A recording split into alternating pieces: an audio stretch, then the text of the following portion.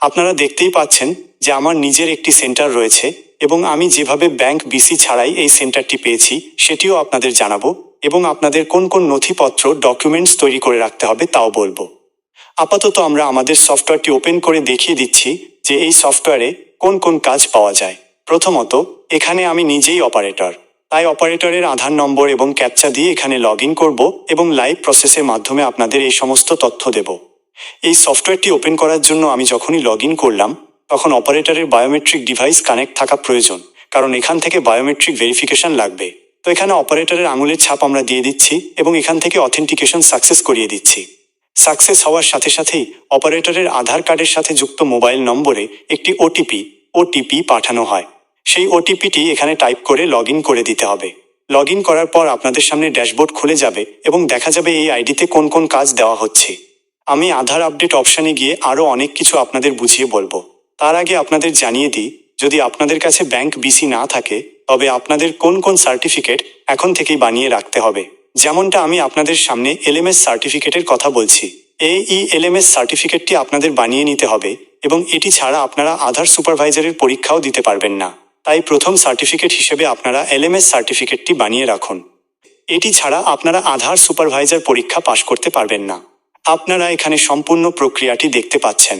এই ফর্মটি আবেদন করার জন্য আপনাদের কাছে আগে থেকেই এলএমএস সার্টিফিকেট থাকা অত্যন্ত জরুরি। আপনাদের কাছে যদি এই দুটি সার্টিফিকেট সম্পূর্ণ থাকে তবে আপনারা নিকটবর্তী ব্যাংকের সাথে যোগাযোগ করতে পারেন, অথবা সিএসসি সেন্টার চালালে সিএসসির ডিস্ট্রিক্ট ম্যানেজারের সাথে ফাইল জমা দেওয়ার বিষয়ে কথা বলতে পারেন।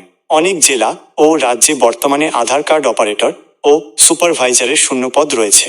এই সার্টিফিকেটগুলো আগে থেকে থাকলে আপনাদের ফাইল দ্রুত গৃহীত অ্যাকসেপ্ট হবে। বর্তমানে অনেক বিএলই ভাইরা সমস্যার সম্মুখীন হচ্ছেন, যেখানে তারা আধার সুপারভাইজারের জন্য আবেদন করেছেন কিন্তু আরও অ্যাপ্রুভালের ক্ষেত্রে সমস্যা হচ্ছে।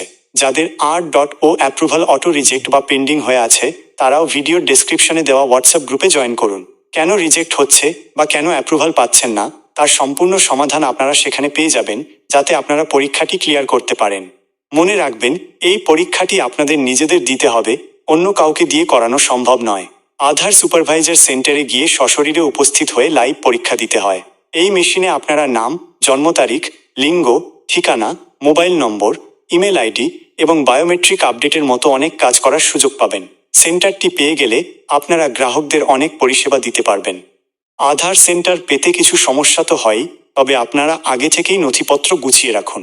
আপনাদের সার্টিফিকেটগুলো সঠিক থাকলে ভবিষ্যতে আধার সেন্টার পেতে কেউ আপনাদের আটকাতে পারবে না। আপাতত এই ভিডিওতে এটুকুই।